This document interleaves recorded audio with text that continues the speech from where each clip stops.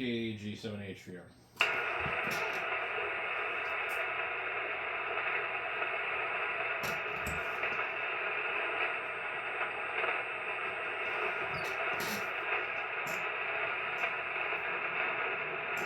Test 1, 2, 3, 4.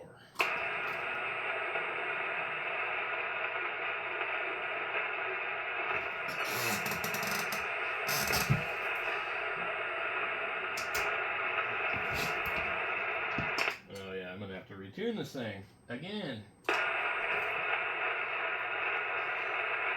Hello, 1, 2, 3, 4. 1, 2, 3, 4.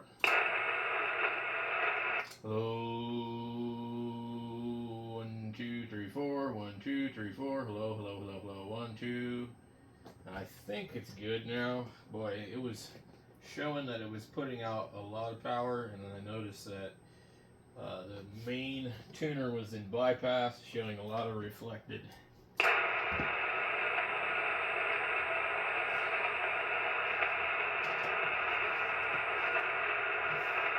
Hello.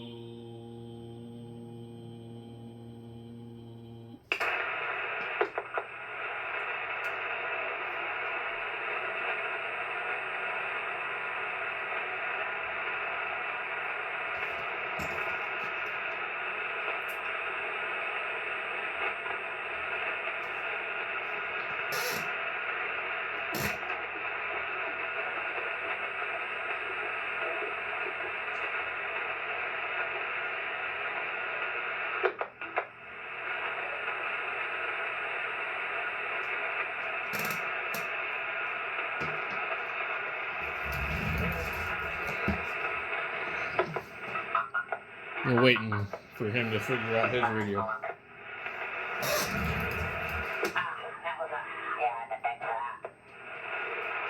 I don't know if I'm off frequency or if you are. Yeah, I got a digital BFO I'm on.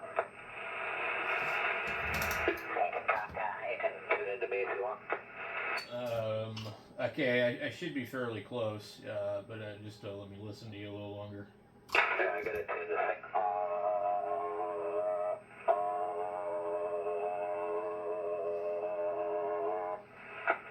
Okay. Yeah. Well, let me, hold on.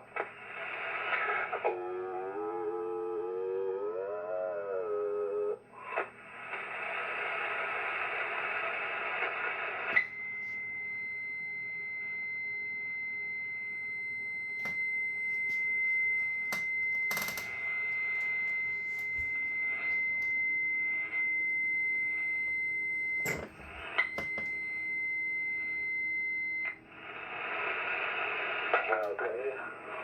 1, 2, 3.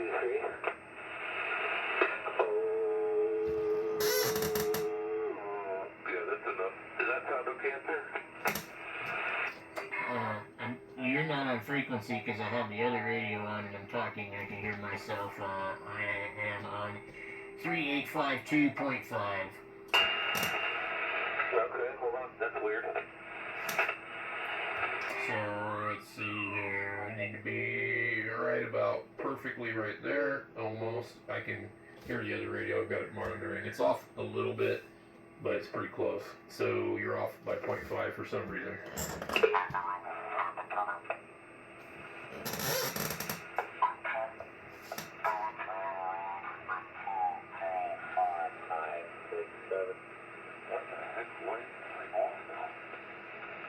Make sure you didn't do like I did a while ago when I had the clarifier on. I was on here calling and testing and tuning up the radio, and then I got a message from Terry, and he was really upset. Said I was talking on top of him, and it realized that the clarifier actually was on, and I couldn't hear them because it was only for receive. Why is it off? How is it possible? Let me think about this one.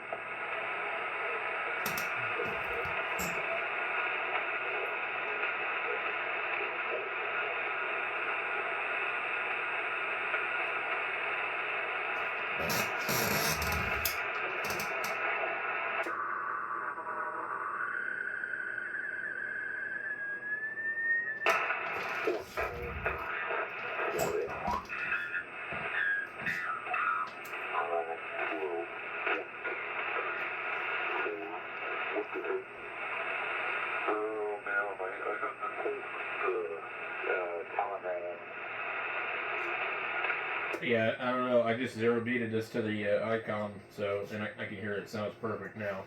I don't know. You're off just a little bit, but I wonder if it's is it receiving differently than it's transmitting?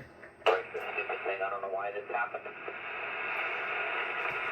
I thought for sure it was this radio because this is the one that always got to go in and adjust the voltage thing.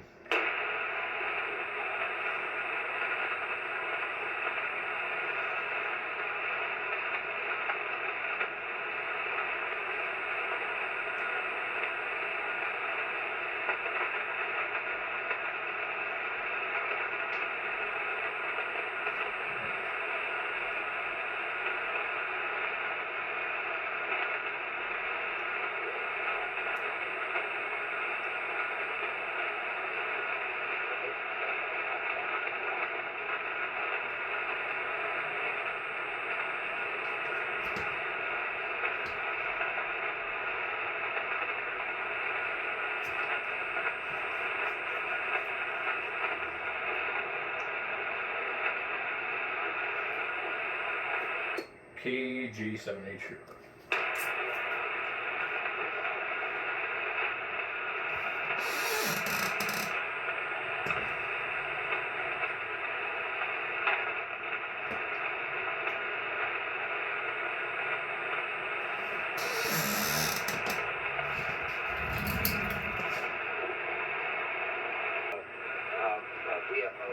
Calibration and recalibrated, so you got me now?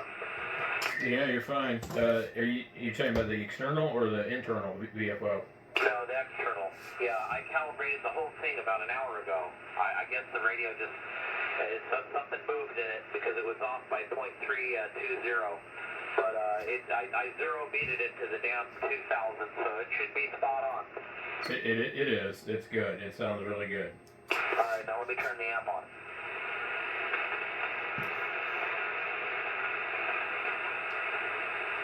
Alright, now the amplifier's on. Everything good? Yeah, it gave it a little bit more of a low end, which is kind of interesting. You know, I wasn't really aware that you could use the monitor scope without having the antenna hooked to it, and all I'm using is just the IF, and it's actually pretty good because I see my signal coming in and I see yours, and it's pretty cool. I've always had it hooked up to the coax before. I didn't realize it would actually work without that. Yeah. Hold on a second. Now I need to do another thing.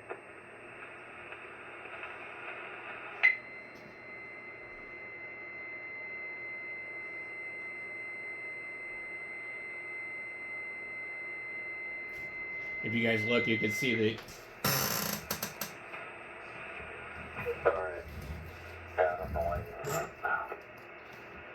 Alright, yeah, I don't know why my, yeah, that's a whole lot of power.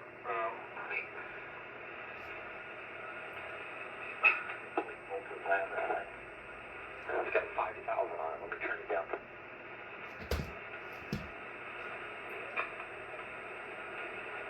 Alright. Yeah, I turned it down a little bit. It was just...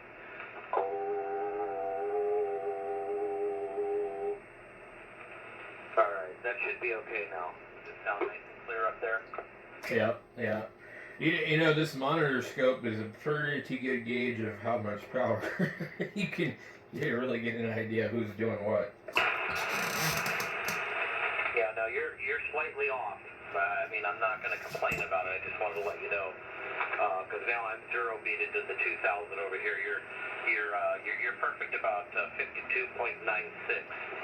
You know, 95. You're just slightly off. But like I said, I just want to let you know.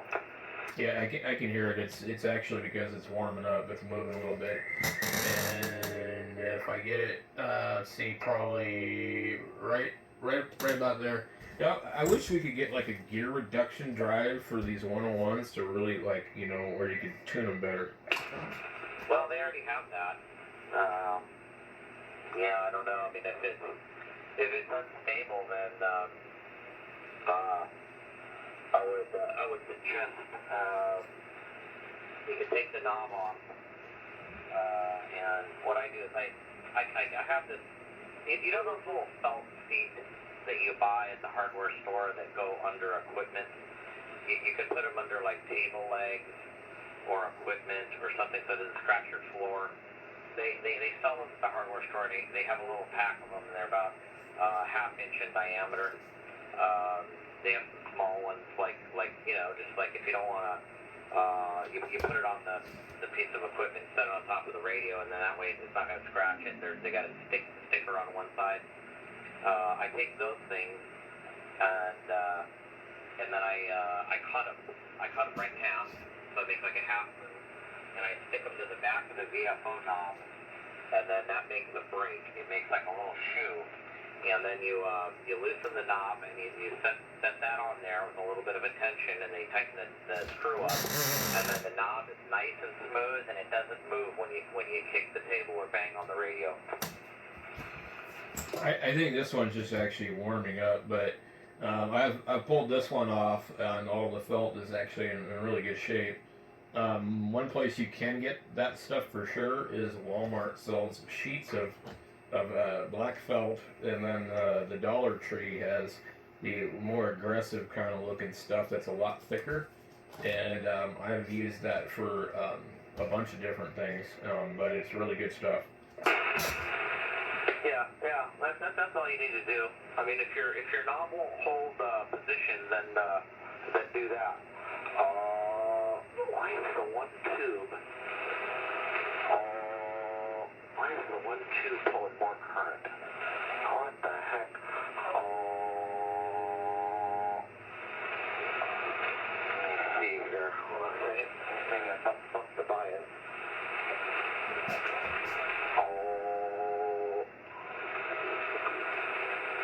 Oh, is that the 101 amp?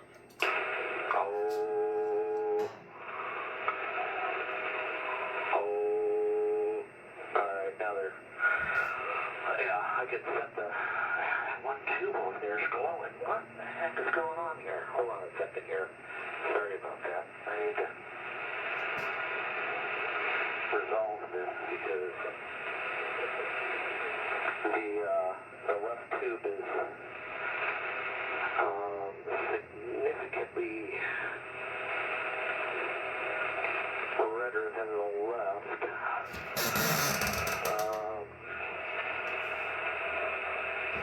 Okay, now they're about equal. Yeah, I don't know.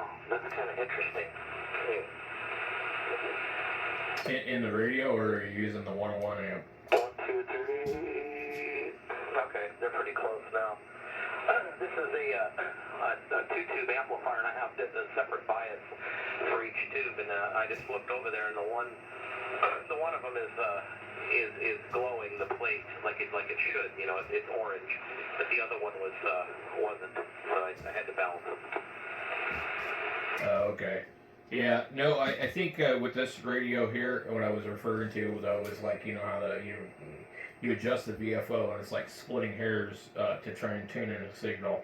It has too much adjustment, then you get like a really a fine tune. But this radio, I believe it just kind of it drifts for about 30 minutes when it's on. Well, you have to figure out which way it's drifting now. Because there's an adjustment for that inside the VFO compartment. They actually have two trimmers in there, and those little capacitors. You'll see them inside the VFO box, and you can get to them, but you look in there with a flashlight, not take anything apart. And one of the little trimmers that affects upward drift. The other one affects downward drift. I'd have to look up online to see which one does what, but essentially what you do is you turn the radio on cold, and it's really best for you to have an actual frequency counter sitting there, and you clip onto the bottom of the VFO output. You know, it's got those feed-throughs right on the bottom. You clip onto that, and it's going to show you the VFO frequency. And basically, you turn it on, you write down whatever the frequency is, and then at 5 minutes, you write the frequency down, and then at 10 minutes, 30 minutes, an hour, write the frequency down. And then it's very clear that you've got an upward or a downward trend. And then you very, very, and I mean very, slightly adjust the trimmer to bring it back down. Like, let's say it started, and over a course of 20 minutes or whatever, it went up in frequency, right? So you would turn the trimmer so it comes back down to close to what it was when it started. And then you turn the rig off, and then you wait or come back the next day to turn it on, and then see. And if you follow those instructions, you can actually adjust that thing to have absolutely no drift. You'll turn it on. Maybe it'll go up or down like 0.1 or 2, and that's it. But it's kind of, I don't know, it's kind of fun. I like actually doing it. It's not a problem. I just have it on the bench and fire it up, and then go do something else and come back and see where it went, and I adjust it, and then the next day fire it up. But yeah, that's all it is, though. Yeah, I think this one goes downward, and also it seems to be doing that other crap again. I can hear it right now. It's moving, and I can see when I key up the display, it says I'm on 3.852.8. When I unkey, it'll say 2.9. Well, that's a normal 101 thing. The way you fix that is the clarifier alignment. But if you lift the top lid, there's a adjustment on the regulator card marked 0. What you'll do is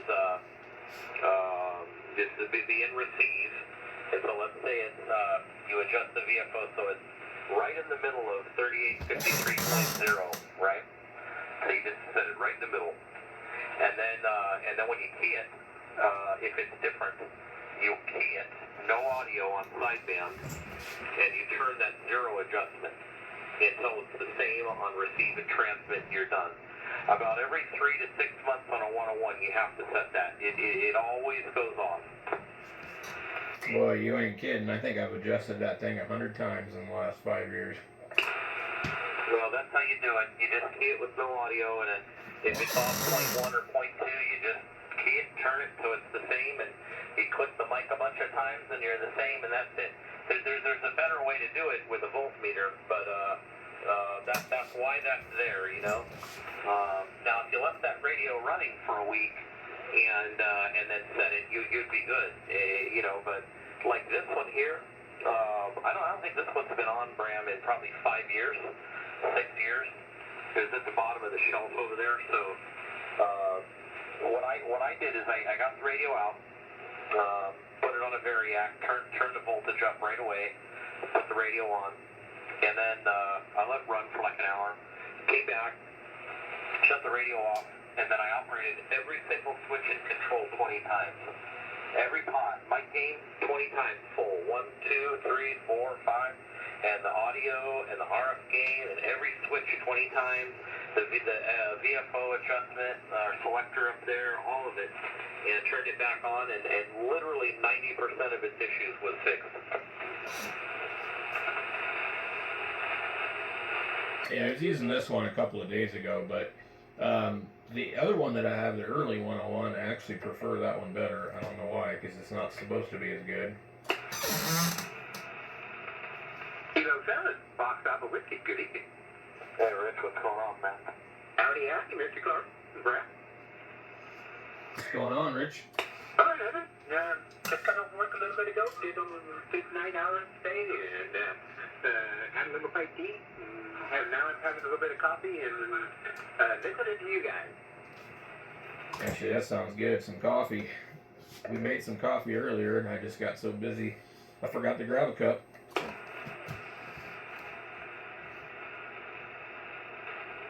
is a 1975 Yaesu I got off the shelf and plugged in here today. Does that sound okay, Rich?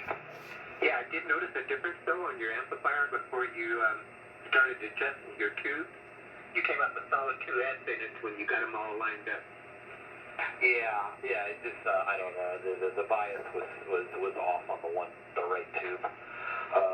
This is a pair of 3-1000Zs, They're big glass tubes, and they're never matched. They're old tubes. They're probably made in the 80s. So that's why I put the two independent bias adjustments right on the front panel of this thing when I built it, so I could dial them in to make them match. Well, that's well. Kudos to you, buddy. That's all I can say. But I just want to let you know that it was the two solid S units stand different. So I didn't want to jump in on the conversation there too much. But anyway, that was what I wanted to say there. Sounds great. The audio sounds a lot better than cause I heard you when you first started playing it when it was brand. And so after you made those adjustments, it did quite well. Yeah, this amplifier thing, it's barely driving it. I got I can adjust the plate voltage right on the front panel of this too, and I have it at 4,000. It'll go to 6,500, but I have it down at 4,000 right now. You know the model number of the amp that's in front of you? My amp? Yeah, just don't say it, but the model number of your amplifier? I know the model of it, number of it. I haven't even looked at it, Clark. No, I know, but just in your head, the model number of your amp. Times that by 2. Okay. All right. You got it, man. Okay. Well, yeah, I had to think about that when it went over my head, buddy. All right. Yeah. Wow. That's great, man. Yeah, I don't know if you ever seen it, but here, I'll snap a photo of it. I don't think you should. Yeah, you can send me a picture of it. Shoot me one. Yeah. I'm gonna go get some coffee, KG7HR, and see where this thing has drifted to. Well, I kind of triggered that note for you on a coffee, buddy. Oh yeah. You definitely drifted a little bit.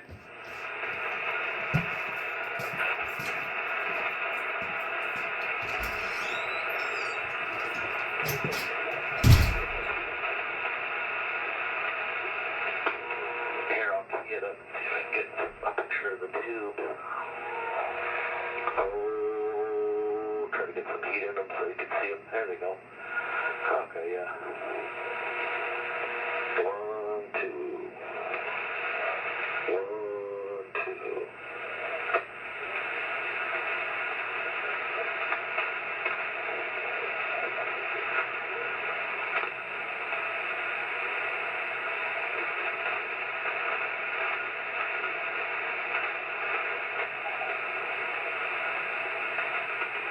Okay, did you get it? Oh, I didn't hear it. I had my headphones on. The phone's behind me charging. Yeah, let me check it.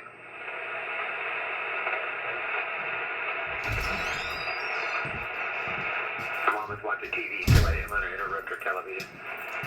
So I got the headset on. I got my coffee. So what I'm gonna do, guys, is I'm gonna remove this radio, and we're gonna put it over here, and we're gonna put the early 101 over here, and hopefully I can do it quick enough so you guys can kind of hear the difference. So that should be kind of cool. So let me move this keyboard over here, and I need to pull this out just kind of a little bit, and then I can get that over there. Just sit. Yeah, this radio, I've had this radio. I bought this from a guy in Bellingham, Washington. $300 for the radio. A different type of display. I think it said Spectronics. 2 speakers. One had like some damage to it. A VFO. And don't believe it had a microphone.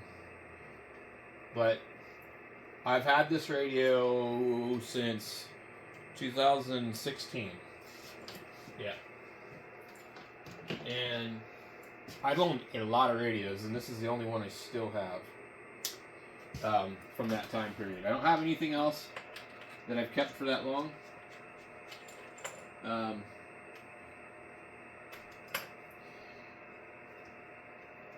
Don't know why. It's missing the plate on the back, but I think it's about a 1974. I'm not 100% sure about that. When you see the tags on the back of them, you can tell pretty much the year that they are. So, I don't think the camera's pointing in a good direction over here, but this other 101 is just sitting here. And I think this one has actually been gone through. Now, this one here has a different style of fan, and we can see right here, it has a tag on the back, and I can't read it from here, but let me say that it's either a 71 or a 72.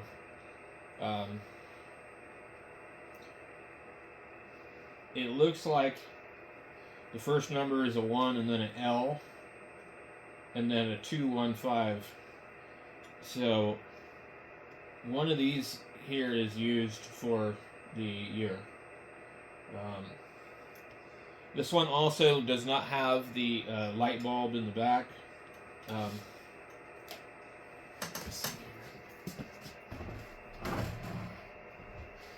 So there is a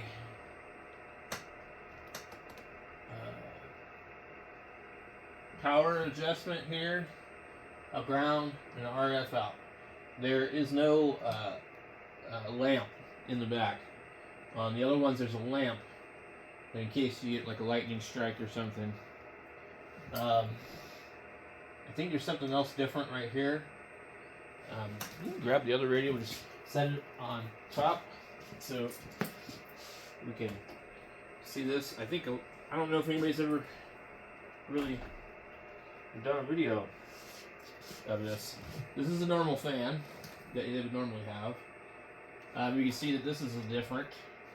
Also, this is a metal plate. There's the patch and the tone and the AF in and the speaker. We have IF out, PTT, receive, and A trip. This one has AF in, IF out. Speaker, PTT, auxiliary, whatever that is.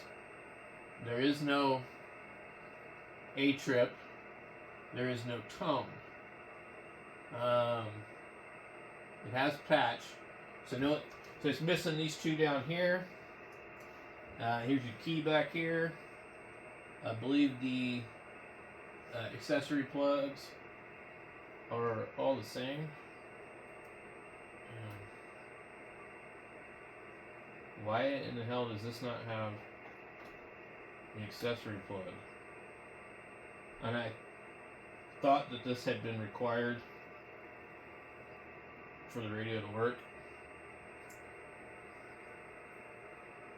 I never noticed that it was missing. So I believe these two pins right here are jumpered. So being as the radio works without one, I'm wondering if somebody's jumpered it in the inside. I don't know. I'm gonna have to look that up. It's kind of an interesting thing. Okay, so you see right here, here's the, what do you call it? The lamp fuse. So you get the lamp fuse right here.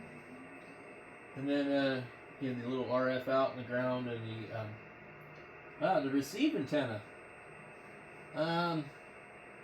You know, I can't remember how that works. So the early 101 is definitely, you know, missing a few things.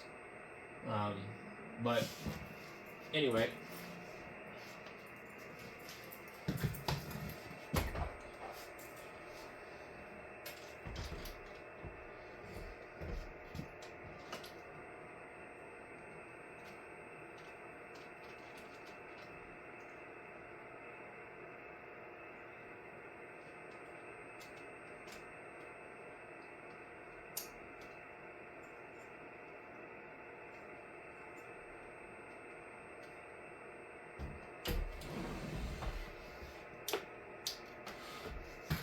So, Yeah, I didn't realize that it was missing that much stuff compared to the B. Now the B doesn't have a speech processor, but other than that, the B would have everything you would be used to seeing.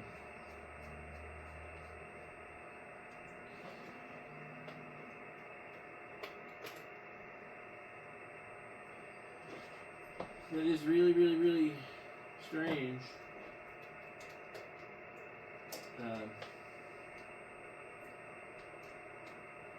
About the accessory plug. I really didn't know that.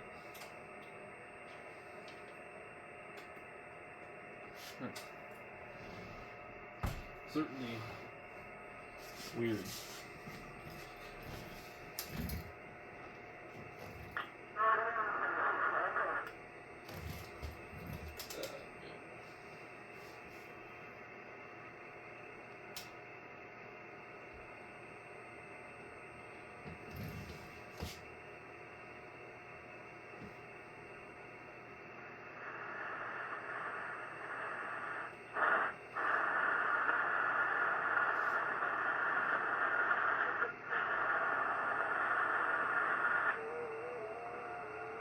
FT-8.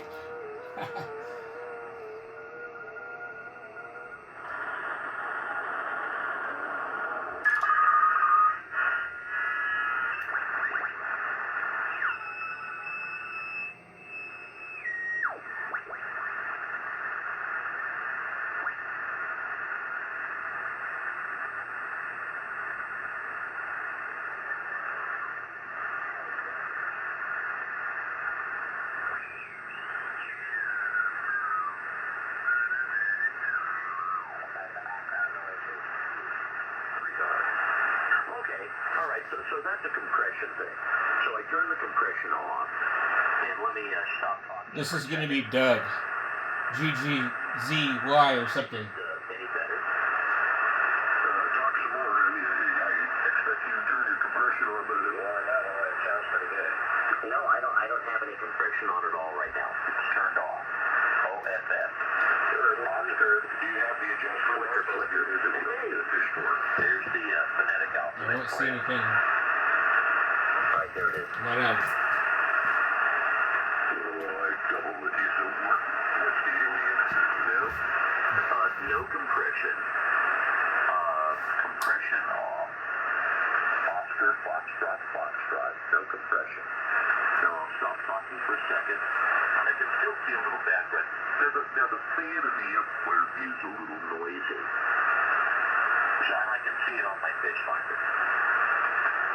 Well, okay, so you had push talk enabled, but you were just stuck.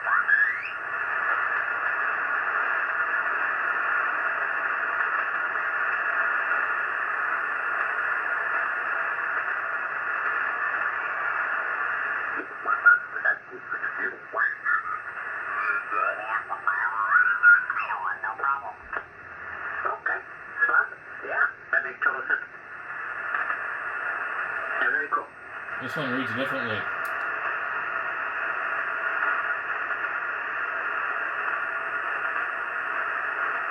Yeah, one of the biggest things that, that happened in ham radio is, a ham will get an antenna, they won't actually check that or the antenna, they just throw it in the air, and then they use the tuner no matter what. And it's not, I'm not talking bad about the person, it's just the fact that nobody's explained it to them, You're always better off if the antenna itself is resident. If you're dealing with 50 ohm coax, if you're using ladder line or open wire line like Bram does, that's a completely different story. But you really want to make sure that the antenna is in the ballpark, right? And then rely very, very little or none at all on a tuner. Because you're setting yourself up for a lot of loss. So some of these guys, they might have a 5-to-1 on the antenna, and they adjust the tuner, and they say, well, the tuner is flat. And they're running the radio into the tuner, and they say it's flat. Well, no, it's after the antenna tuner, it's 5-to-1, and there's a crap ton of loss. Good, I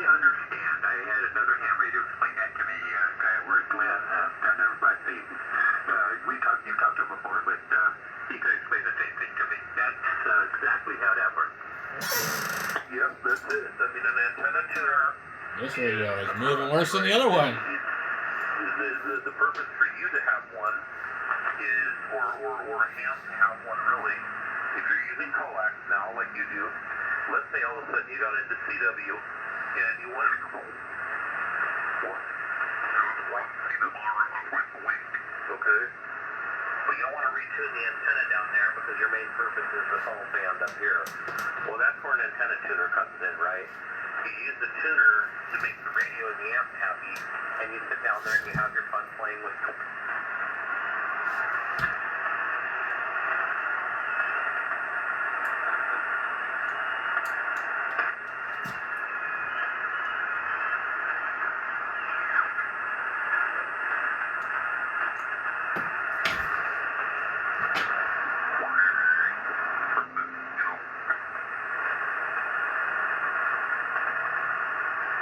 Very cool. Did you get back ramp? I think so. Nope. Can you hear me? Barely. Oh, okay. I gotta tune the radio. I'm on a different one. You switched radios on us. I switched to the other 101. Oh, I didn't know you had to. Now you're on the older one? Yeah, so I was looking on the back of it. It doesn't have the accessory plug. It's like missing. Yeah, that's what happened to me. I got this thing. It was buried in the bottom of a shelf. Got it out today. See, I've been up on 10 meters talking to my friend in Philadelphia every day. And, with the beam up there. And we found out we both have 101s. And so I said, well, I'm going to get mine out. You get yours out. Then, we'll get them running and we'll make contact on them. So just for something to do.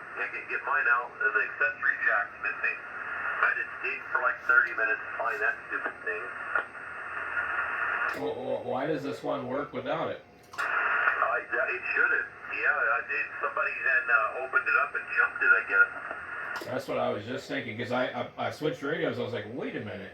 I was looking at the back of both the radios. And I said, this one. Well, you're missing some plugs too on the back of these, and he doesn't have the lamp fuse either.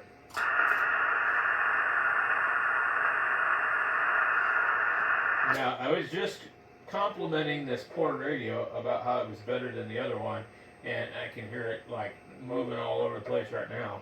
All those controls are dirty, and you have to let the radio run for like 3 or 4 hours. It's just the way it is. If you use it every night, it's fine. But it hasn't been on. When was the last time you used that thing? Oh, I had it on yesterday. I had it on last night. I've had it on all week long, actually. I talked to you on it a couple of days ago. Why are you only like at 3 here? Because I still have to tune it. Apparently, let me, 1, 2, 3, 4, hello, 1, 2, I don't know what's up with it. Let me see. That's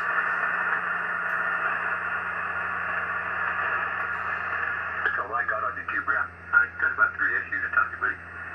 Oh, you see, it's only putting out a couple watts.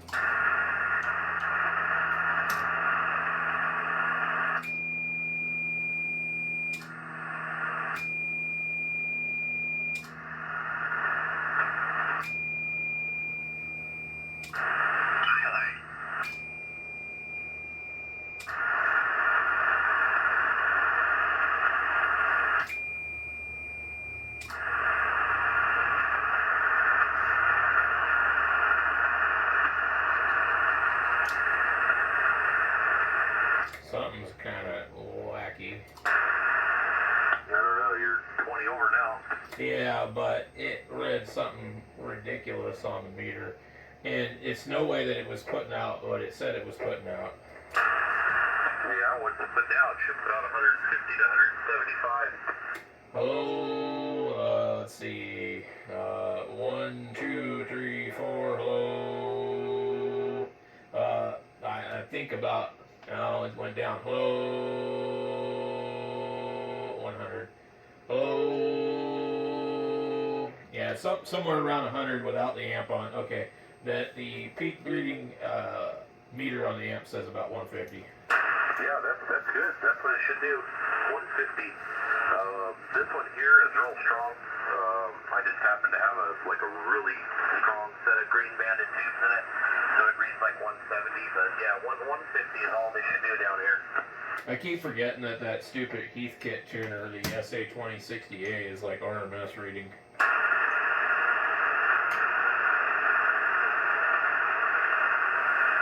So it should be about 150 there, and then it should be about 1,000, 1,500 right there. Oh, it's beautiful. Yeah, you're 40 over with the amp on. But I've been using this one, so maybe it just needs to be warmed up a little. It seems like this one I can usually just turn it right on, and it doesn't have any kind of problem. From the photo, it's going to be like, I don't know, much bigger, but yeah, it's miniature. So that's kind of a funny story. I looked that up to see how to program it. I think, well, there's no instructions anywhere, and there's a bunch of buttons. I mean, how do I use this thing properly? So I look it up, and it's kind of an interesting story. That whole project was done by this ham named Carlos, and I think he's in Brazil or somewhere. Anyways, he published the project with the code, and a lot of hams built those just for fun, based on his code and the parts. And then all of a sudden, he said he woke up one day, and his whole entire VFO design with his code is on AliExpress and all over the internet for sale as a whole complete unit. And he ordered one and looked at it, and it's exactly his code, all of the parts that he used and everything. They just made it. Yeah, that's pretty cool because that's a lot better than the ones that were sold before that weren't in a case or anything. And it uses that SI 535 chip, which is pretty versatile chip. Yeah, I plugged it in. It had real low output into my service monitor. I got an IFR 1200S, but I could see the signal. But it's it's only like not even a volt. I thought, well, no, that's not going to drive anything. So then I kind of went down a rabbit hole of the history of that unit and then buffer boards. And basically the way that unit works is it's got an Arduino in there. So you hook up a USB to the little board in there, and you can edit his code, which he tells you how to do. You edit his code, and you can set offsets. So like if you were to use it on a 101, it's not a big deal. You go in there and you just change the IF offset in the code, and then save the file, and you upload it to the board with a laptop or a computer, and then it will output the difference in offset, but it'll still show 30 and 53 on the dial, but it'll actually be outputting the correct frequency for the radio. So he has all that in there. You just have to do it that way. You have to edit it and save it.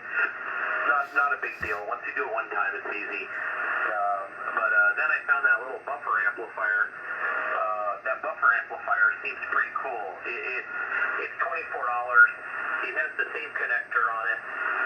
It needs 12 to 15 volts. And it says that it outputs 3.2 watts at 50 ohms. If you drive it all the way full. So that's going to be more than enough. That's I don't know, what is that, 30 volts or something, peak to peak? I mean, I don't know, but it's a lot. So I think I might order one of those just to see. Yeah, and they don't come with a heat sink usually, right? Because I was looking at buying one of the other little versions of that, which was actually like for a QRP radio to do like 55 watts or something. Yeah, this one takes VFO or mixer level up to 3 watts.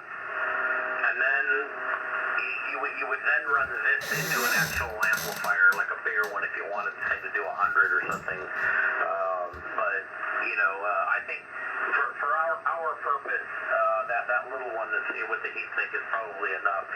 To be honest with you, the one that I'm using here, this VFO 1000, a guy opened one of these up because they don't make these anymore, and he pulled the code off, and it's just an Arduino as well. and then they looked on the board, and it's just a 2-transistor buffer amp. It uses little 2222 transistors, and the guy extrapolated the schematic for the buffer amp, and he's got it on there, and he built it, on his website on a little piece of breadboard, and it'll drive any tube radio, he said. And you could build that in about 20 minutes for about $10. So if you like building things, you could just do that. Yeah, I don't think I really need it, but I thought it would be kind of cool to have that for like the Tech Corsair, because you know that thing's a drifting pile of dew. So I think it'd be cool for your 101. Yeah, you would just need that buffer board, or that little 2-transistor one. I mean, honestly, it's 2 transistors. It's about 3 or 4 resistors, a few capacitors. I mean, that's it. It is dead simple. You could build that on a little piece of breadboard in an evening and put it behind there. Heat shrink over the top of the thing, or put it in a little box and plug it into the 101, and you'd have an extremely stable VFO for all those radios.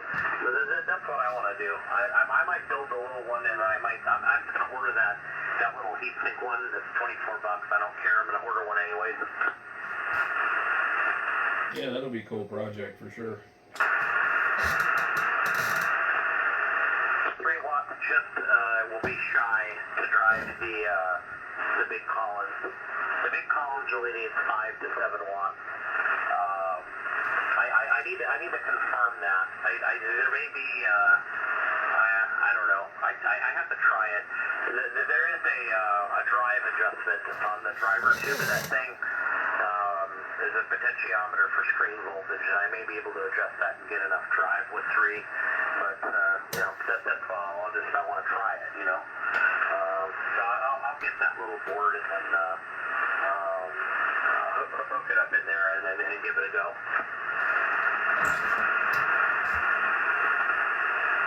Yeah, I think that the PTO is the reason that the Tech drifts, but I could be wrong. But I read a bunch about it a while ago, and I already forgot half of what I read.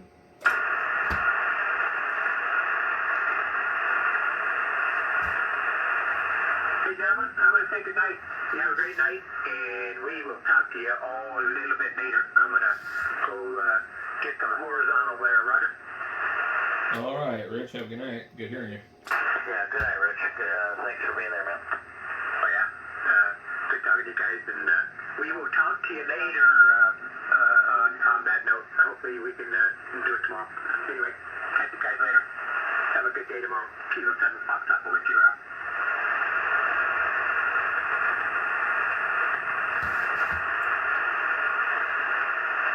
So does this radio sound different than the other one?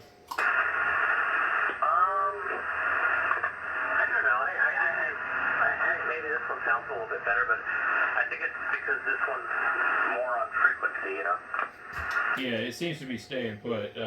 This one also puts out more power than the other one. It is the funny story about this thing is I didn't know anything about it, and the guy wanted like $150 for it or something, and I really only wanted it for the VFO, and I went out there to go look at it, and I was like, dude, somebody spray painted this thing. I didn't know that the early ones had silver trim, and it really looks like spray paint to me. And so anyway, I got the whole thing from the guy for $100, and it just, he was saying it didn't work on 40 and it didn't work on 20, and it was just those oscillators. But I seriously thought somebody had spray painted it. Yeah, I can't tell you how many of these I've worked on, and this one here,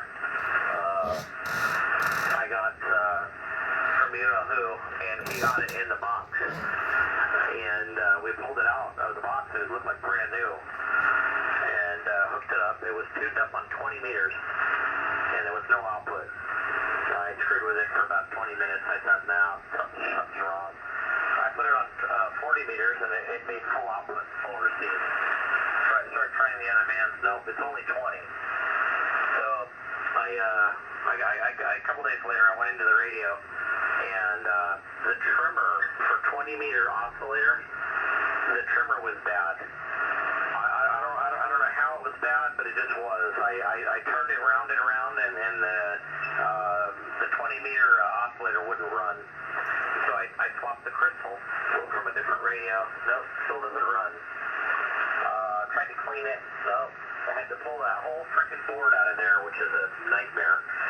Got the board out, unsoldered the trimmer, stole a trimmer off of another board that I had, another junk radio, soldered it on there, flipped it on, adjusted it, and immediately came back.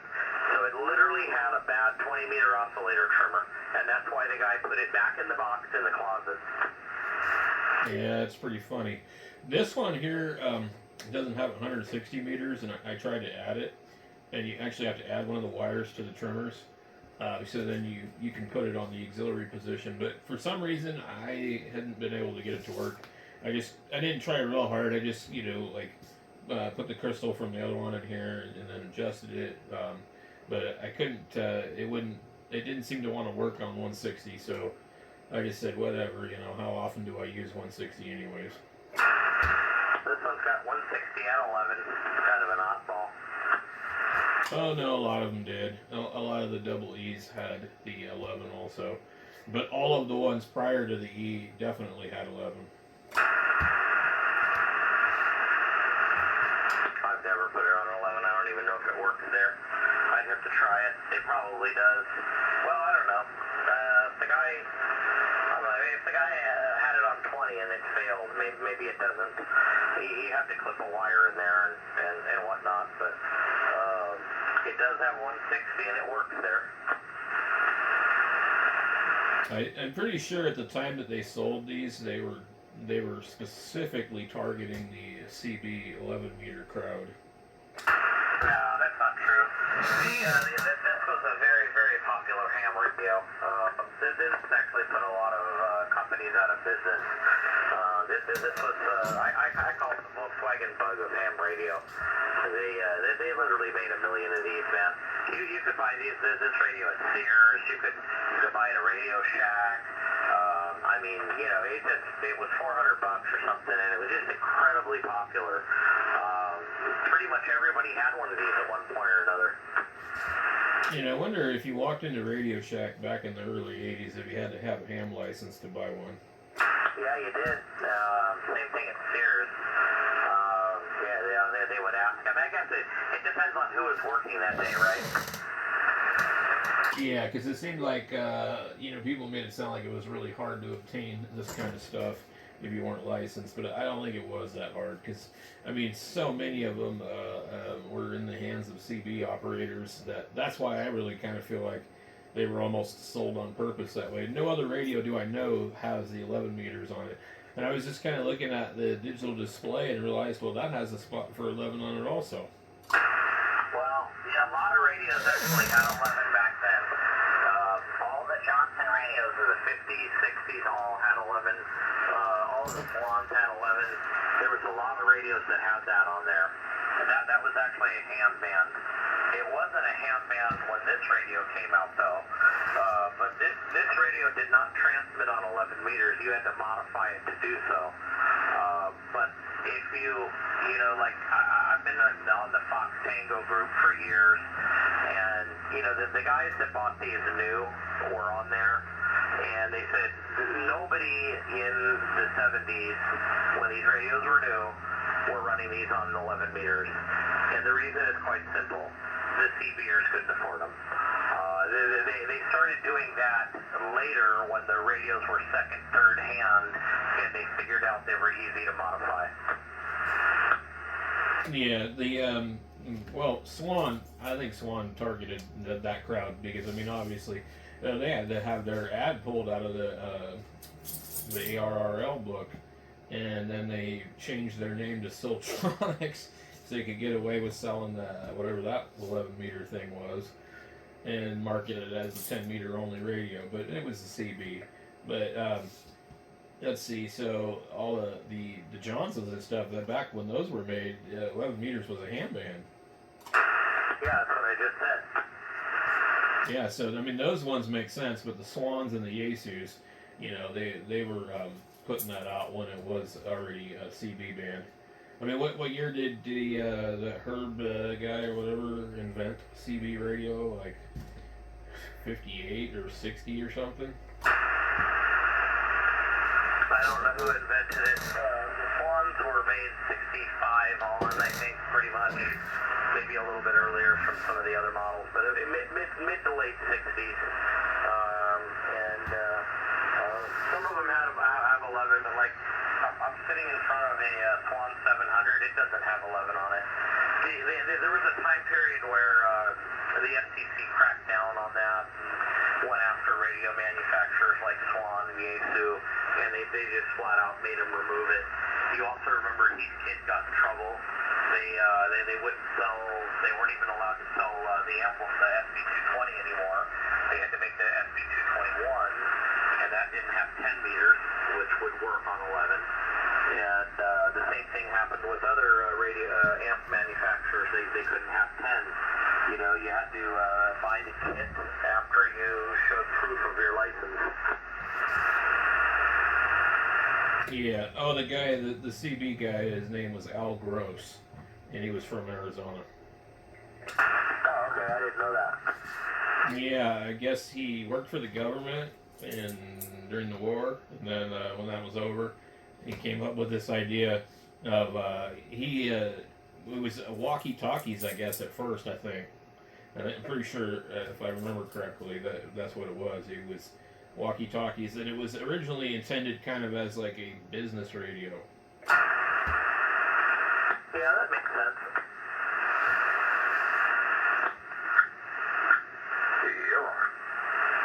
Yo. 37 CPA on my Yaesu finally. Uh-oh, which one? It's FT-101D. Oh, cool. I haven't heard one of those since the last time I had one. Oh, awesome, man. Cool deal. I'm glad you got that going. Yeah, I don't have a good mic on. I just have a cheap CD hand mic, but it seems to be playing. It sounds great. That's what I'm using as well. Just a cheap noise canceling CB hand mic. That's what I found in a drawer, so that's what we're doing here. Mine actually says CB microphone on it, and it's a clone of a Cobra Coffin microphone. That's what this was. I don't know, about 8 years ago for testing or something. And anyway, good evening to you, gents. Yeah, man, that's very cool. Vintage Yaesu night on Saturday night on 3853. This radio is older than me. KG7HVR.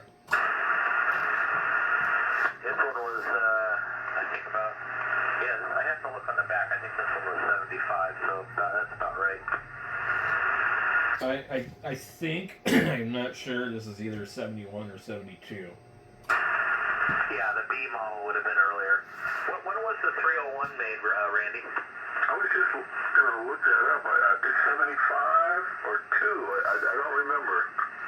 They made that 301 simultaneously with the 101, didn't they? I really don't remember. The 301 didn't have a digital display. Yeah, these didn't either. Well, there was a 301 and a 301D, right? 301D, that's with a digital display. Yeah, my 301D was from 1976, and I'm pretty sure it's just that first digit on the back of the tag.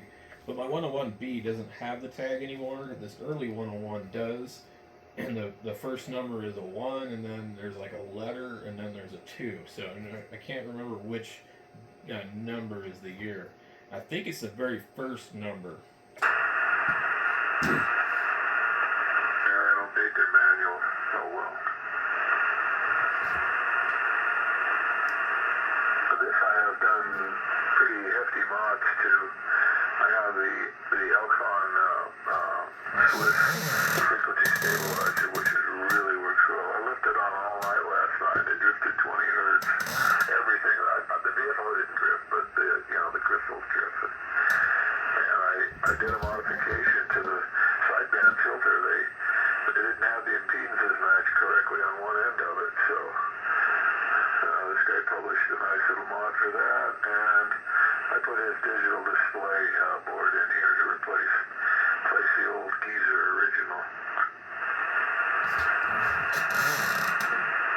Yeah, that one sounds good.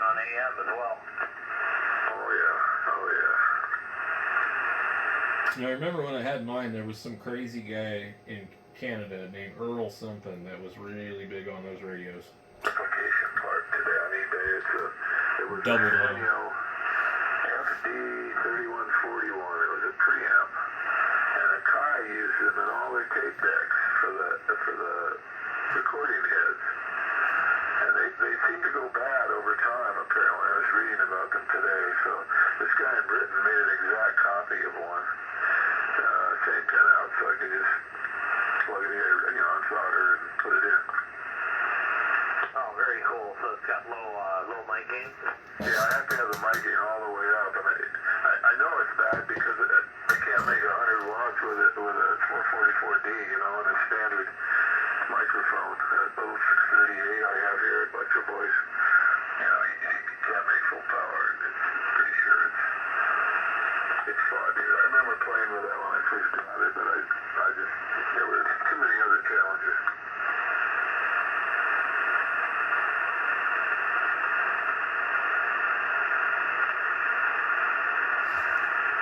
Which part of it's bad that has the effect on the mic gain?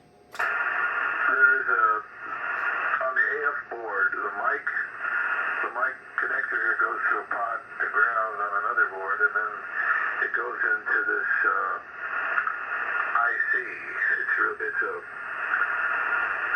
really just a 2-transistor preamp in a package with 8 pins on the bottom, and they call it the zip package. I learned all kinds of stuff I didn't know about today. Clark, that kind of sounds like my 101 ZD problem. Well, look and see if they're using the famous Sanyo used in all the Akai tape recorders, FT-101. Okay, yeah, I'll do that. Yeah, I heard that. I was like, oh, yeah, I have a 101 ZD Mark III, and you have to have the mic gain cranked up all the way. It puts out a full 100 watts if you put it in tune mode, but it doesn't with the microphone. Same problem here.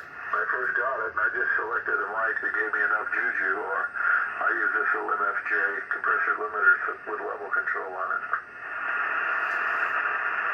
Yeah, that sounds identical to that radio. Yep. And but then I think Clark found a problem too with one of those 901s or the 902 where it had some bad JFETs or something in the audio chain too. Yeah, the 901 and the 902. Well, the 901 used a lot of JFETs. The 902 they went to MOSFET, and they didn't change the design of the radio. They just swapped the FETs out, and so it's kind of a kludge. They had like you go out, you pull a board out, you look, and they've got a MOSFET with the length swapped. So in other words, it's the original board, but somebody just hand wired it. So I found all kinds of things like that, but a lot of those were bad. They were just those little, oh man, I think they were... We're going to have to cut this short, guys, because we're already at an hour. One of the most common MOSFETs in the world. Little 3-leg MOSFETs, little micro ones. I bought like 50 of them online, and then eventually just decided I have to shotgun them all out of here. I'd pull a board out of there and just pop them out, throw them in the trash, and pop new ones in.